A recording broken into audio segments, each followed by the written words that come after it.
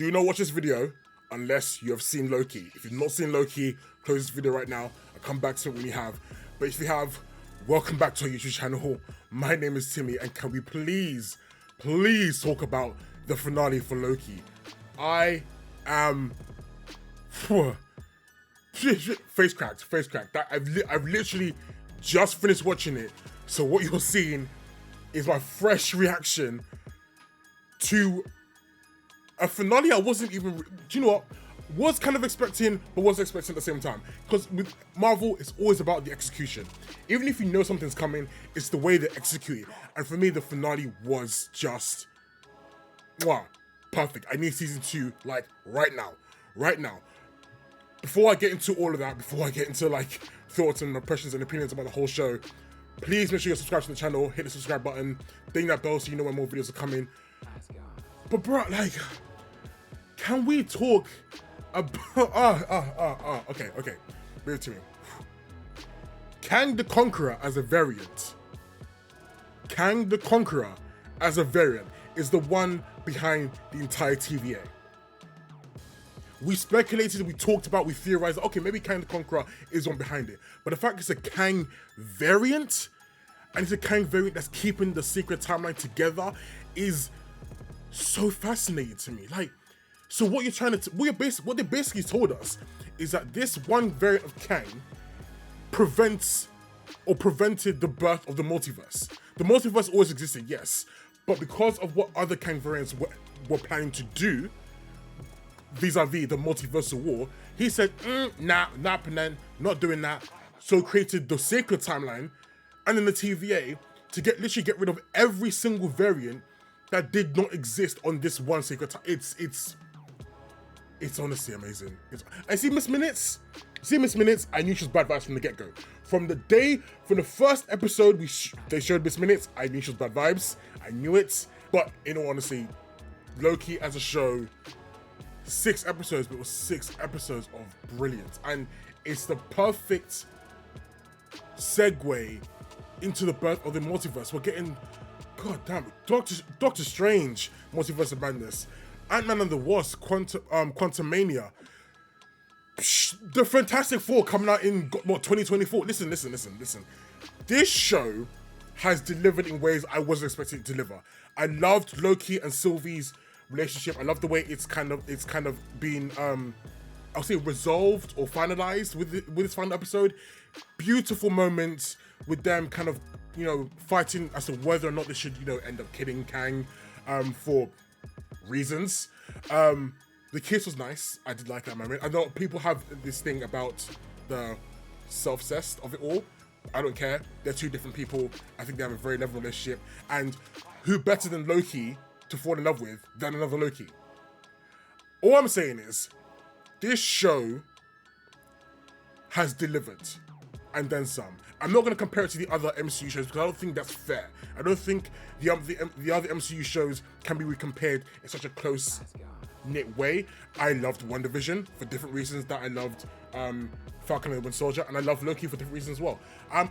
Maybe I'm biased. Maybe it's just I'm a big Marvel fan and I'm a big MCU fan that I'm biased about these shows, but I honestly just love the execution of Loki as a show from the get-go, showing his growth as, as a person. It's interesting, actually. Let me speak about that real quick, because the Loki at the beginning of Infinity War that died, right? His growth into becoming, I guess, quote-unquote, a hero was extensive. It was long. It took years and many different situations to him to get to the point where he became Loki the hero in the end. The Loki that died at the hands of Thanos. That's who we kind of grew to come to know. And then we get the Loki in the TV show becomes, I guess, in a sense, that same person kind of fighting for justice, kind of becoming a hero in a manner of days. I'll say maybe even weeks.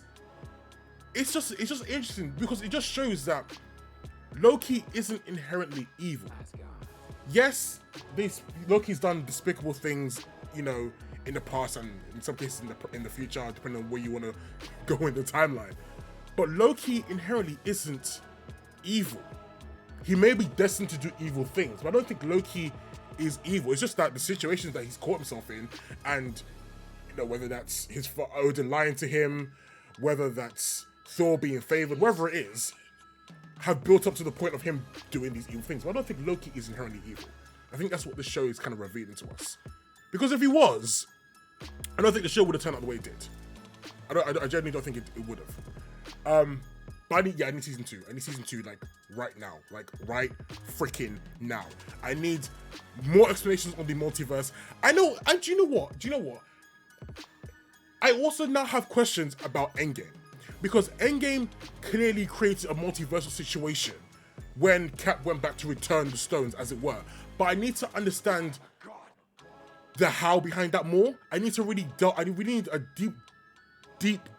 deep analysis into how that timeline works within the confines of the sacred timeline, as it were, before we got the multiversal branch that we do have now at the end of Loki.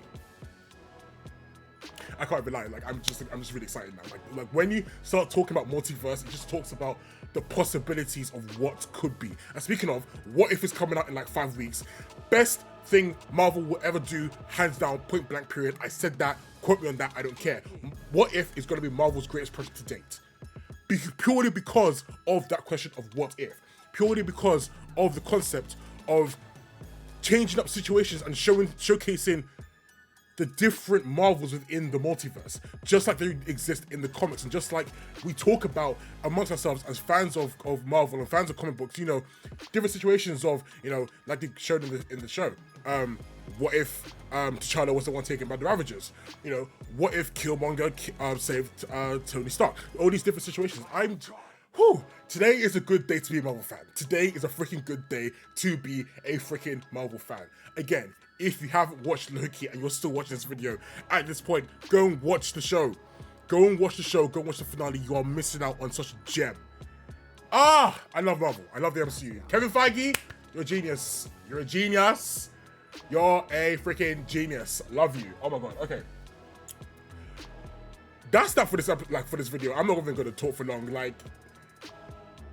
Man, do you know what? I'm gonna save all this for our podcast. Our podcast episode is coming out on Tuesday on YouTube and on Apple Podcasts and Spotify and SoundCloud. We are going to be talking about Loki. We're going to be talking about the consequences of Sylvie's actions. We're going to be talking about the birth of the multiverse officially within the MCU and so much more. Make sure you're around. Make sure you don't miss that episode. It's going to be a good one. But guys, until next time, peace out.